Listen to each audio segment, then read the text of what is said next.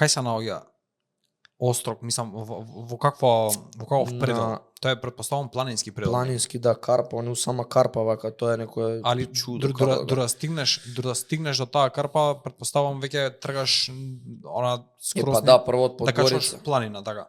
Да, прво Подгорица, што ја тргнав од Подгорица е некои 30 км, 35 до Острог, тргаш од тој главен, тој огромен град, метропола, и тргаш од него, треба да го проеш Даниловград, тоа што го викат, и од Даниловград веќе почнува таа шума, се осеќа малце угор, иначе до Даниловград е све се прави улици, многу ми беше тешко Косово, направите улици, ги си исприш 5 км права улица, нема крај се викаш улица, вака кој идеш по планини, кој да влево десно по улички, не се осеќа толку километри, ќе погнеш 5 се изодила, вака не можеш да, нема крај, да, и ми беше малце до Даниловград све прави улици, но 2 прави улици, 3 може по 5 километри.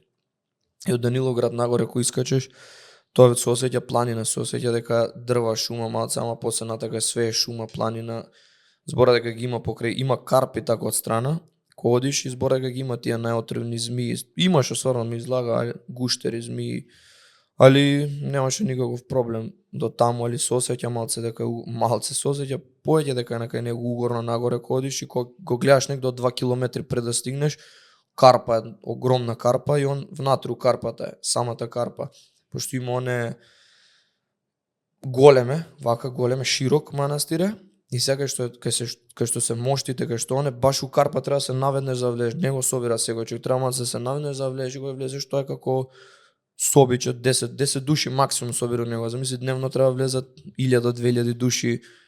Збора дека кој е празникот таму за Острог по 20-30 илјади, по 5-16 сати чека за да влезе кај него, значи тоа е хаос е таму кој е мој празникот. Ја баш начекав кој, мислам има таму 500 души 1000, тоа не е гужва да има. Тоа го сметат како да е чисто. Секојдневие. Да, нема таму 500.000, 2000 души има како нормално таму 20.000, 30 тоа е гужва. Тоа го сметат. Има се ростерот кој ќе искочиш од манастирот до доле до кај што се вецињата, има некои сигурно 200 метри.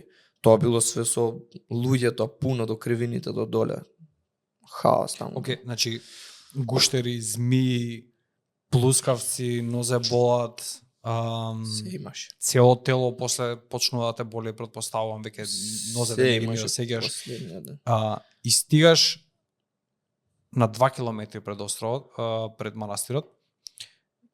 Затоа што викаш дека тоа е точката во која што можеш да го видиш, го гледаш манастирот и како се чувствуваш?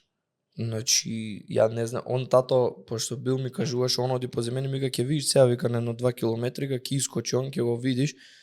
Ја не очекував, знаеш, така да искочи го гледаш, мислев дека све зелена шума и мислев дека, знаеш, не се гледа од дрвата. Вика, не, ќе видиш, ќе го видиш, ово. И одев и гледам дека стигам више на 4 километри пред него. Си викам, знаеш, на тато ми викам, кај, он се ми кај, позади ова. Ричи го видов на 2 километри, знам беше, не знам, ми се раздени пред мене, викам, сега би одел, ќе лазам до него, ќе изодам, се одиш, се го гледаш, снимаш, го сликаш, си викам, ајде да стигнеш, стигнав таму, пошто ги чекав да стигнат некој од моја фамилија со колони тргна, сака сите таму да бидат, и ако стигам, и се они тргна малце покасно, јас стигнав пред нив порано, и ги чекав таму доле, пред, има паркинг, вака има скали нагоре, се качиш по камен, кај што од боси, вика дека нозе не болат, тоа ја така слушав.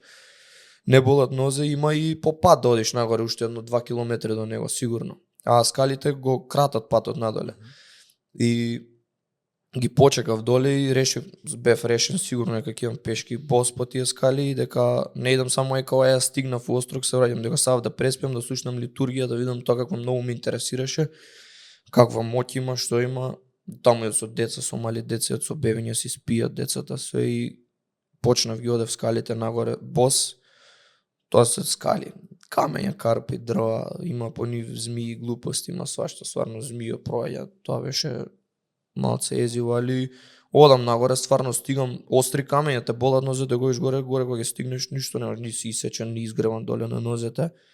Кога стигнав горе пред него, пред капија, не знам што да направам, само легнав доле, бацив земјата, што се било окей, пошто имаше период еден ден из Косово, одев, се правеше патот и одев баш по белана линија, немаше малце ни десно или камиони, шлепери поминуваат до мене, застануваш, ќе стоиш една минута да пројдат, нема Немаш кај ќе те Нема однесе. место на патот? Не, имаше се градеш и немаше ќе те однесе, тука мораш да застанеш за да пројде он.